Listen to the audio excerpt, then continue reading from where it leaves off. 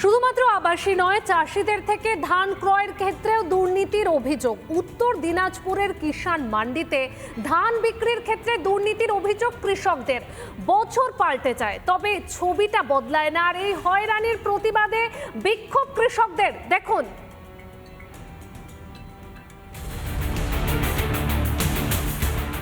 গোয়ালপুকুর ও করণদিঘি ব্লকের কিষাণ মান্ডিতে সরকারিভাবে ধান কেনা শুরু হয়েছে। সহায়ক মূল্যে ধান বিক্রি করতে গিয়ে কি ক্ষতির মুখে কৃষকরা? যারা গৃহস্থ নিজে ধান কাটছে, কেনে শুকাচ্ছে, সেই ধানটা কিন্তু একদম কাটা, একদম এই যে প্রায় 6 কেজি করে কাটছে, এটা কাটা একদম অন্যায়। সরকারি বরাদপ্রাপ্ত যে সমস্ত মিলার মালিকরা রয়েছেন, তারা ধান নিয়ে যাচ্ছেন, তারা কিন্তু এই ধান কেটে নিচ্ছেন, এমনটাই কিন্তু কৃষকরা অভিযোগ করছেন। প্রতি কুইন্টালে বাদ দেওয়া হচ্ছে কেজি কেজি ধান। নিজের মুখে সে কথা স্বীকার করে নিয়েছেন মিলের আধিকারিক। কাঁচা আছে ধান, কয়েকদিন গেলেই তো সেটা ঠিক হয়ে যাবে। এখন কত করে কাটা হচ্ছে তা মোটামুটি? ধানের কোয়ালিটি অনুযায়ী আর কি। 5-6%? না অতটা 5-এর নিচেই আছে। 5-এর নিচে কাটা হচ্ছে। কৃষকদের অভিযোগ অস্বীকার করেছেন তৃণমূল নেতা। আজকে তো আমি নিজের ধান নিয়ে গেছিলাম, ওখানে তো কোনো ধলদা ফলদার কোনো কিছু দেখালাম না। আজকে আমার নিজের নামেই ধান। শুধু মিল মালিক বা আধিকারিকরা নন, যুক্ত রয়েছেন তৃণমূল নেতৃত্ব। মন্তব্য বিজেপির। তার সঙ্গে যুক্ত রয়েছে এই পশ্চিমবঙ্গ সরকারের, তৃণমূল সরকারের বিভিন্ন নেতা নেত্রীরা। আমরা বারংবার এই বিষয় নিয়ে প্রশাসনিক লেভেলে অনেকবার আমরা ডেপুটেশন দিয়েছি।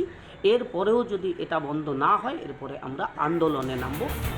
অন্নদাতা কৃষকদের থেকেও কাটমানি?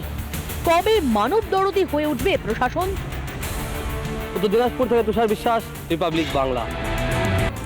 চলুন এবার একটু বীরভূমের দিকে নজর রাখি, কারণ ফের প্রকাশ্যে বীরভূমের গোষ্ঠী কোন্দল। খয়রাশোল পঞ্চায়েতের তৃণমূল সভাপতি দলের পাশাপাশি কাঠগড়ায় দাঁড় করালেন বিডিওকে। এমনকি তিনি আরও অভিযোগ করলেন যে অনুব্রত মণ্ডলকে জানানো হয়েছে, কিন্তু কোনো কাজই হয়নি।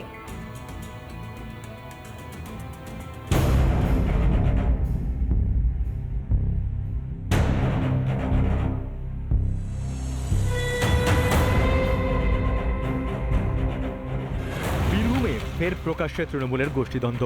এবার দলের একাংশের বিরুদ্ধে ক্ষোভ উগড়ে দিলেন খয়রাশোল পঞ্চায়েত সমিতির সভাপতি অসীমা ধীবর। অসহযোগিতার পাশাপাশি হেনস্থার অভিযোগও স্বরূপ তিনি। আমাকে প্রতিনিয়তই নানা চক্রান্ত শিকার হতে হচ্ছে। আমার নির্বাহী আধিকারিক মহাশয় 1 বছর ধরে আমার সঙ্গে কোনো রকম পরামর্শ করেন না। উনি নিজের ইচ্ছা মতোই মিটিং ডাকেন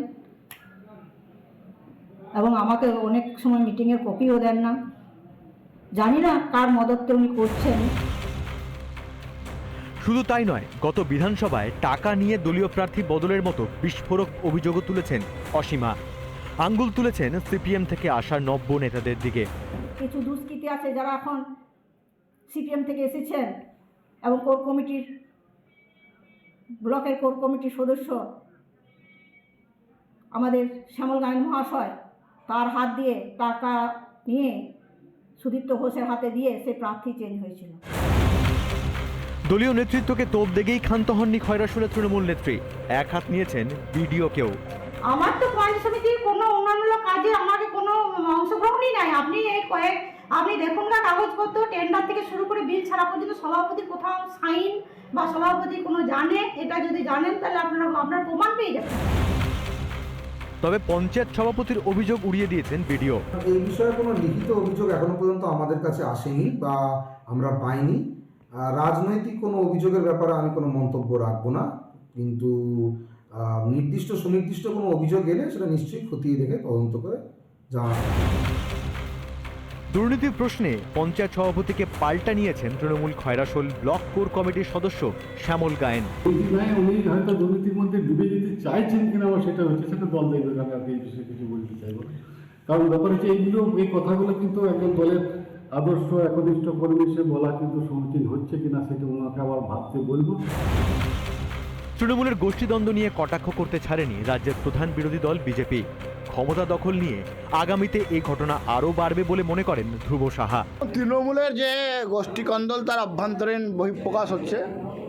এবং আগামী দিনে আরও বেশি করবে, কারণ গতকালকে যেভাবে পিসিমণি তার কোম্পানিকে স্ট্রং করার জন্য ডিরেক্টর নিয়োগ করেছেন, স্বাভাবিকভাবে এটা নতুন কিছু নয়। রাজ্যের দিকে দিকে শুধুই তৃণমূলের গোষ্ঠীদ্বন্দ্ব। কোথাও মরছে তৃণমূল, কোথাও মারছে তৃণমূল। ক্ষমতার দখল নিয়ে শাসকের এই আকচাকচি মিটবে কবে? রিপাবলিক বাংলা। চলুন এবার জেলা সদরে একটু পাঁশকুড়ার দিনহাটার দিকে নজর রাখি। তার কারণ পাঁশকুড়ায় আবাসে প্রতারণার ফাঁদ, আর অন্যদিকে দিনহাটাতে একদম ধুন্ধুমার পরিস্থিতি তৈরি হয়েছে সমীক্ষাকে কেন্দ্র করে। আবাসে বঞ্চনার অভিযোগ তুলে জেলায় জেলায় কি ছবি তৈরি হয়েছিল তা তো আমরা আপনাদের দেখিয়েছি। এবার একটু দিনহাটার পাঁশকুড়ার ছবিটা দেখুন।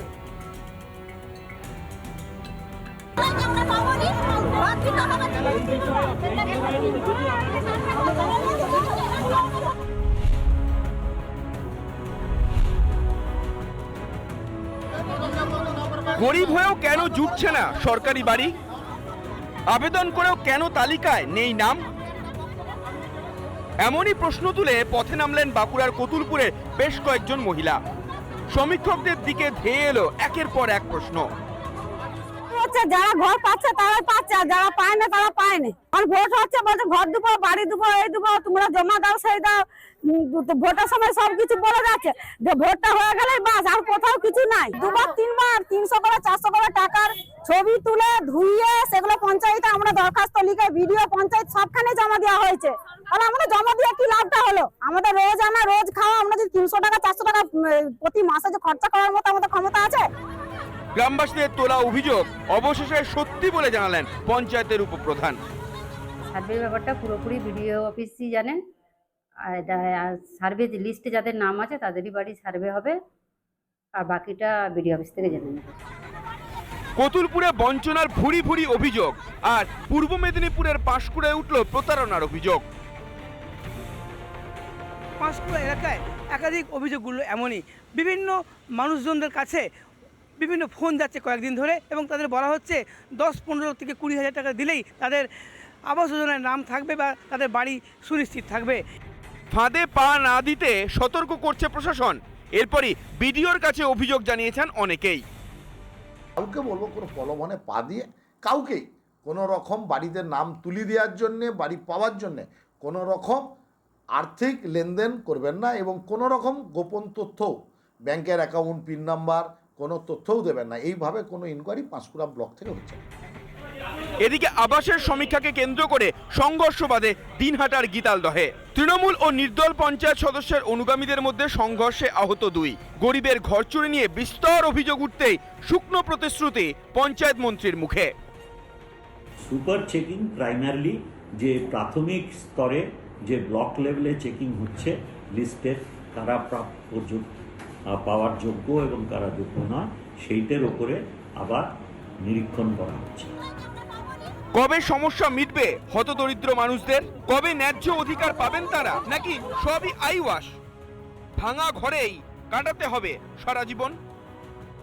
মৃন্ময় পান, প্রসূন ব্যানার্জি ও কিংসুক দত্তের রিপোর্ট, রিপাবলিক বাংলা। নানা ধরনের কন্টেন্ট দেখার জন্য লাইক করুন, শেয়ার করুন আমাদের ফেসবুক পেজ, সাবস্ক্রাইব করুন আমাদের ইউটিউব চ্যানেল। পাশাপাশি অন্যান্য ব্রেকিং নিউজের জন্য অবশ্যই চোখ রাখুন রিপাবলিক বাংলায়।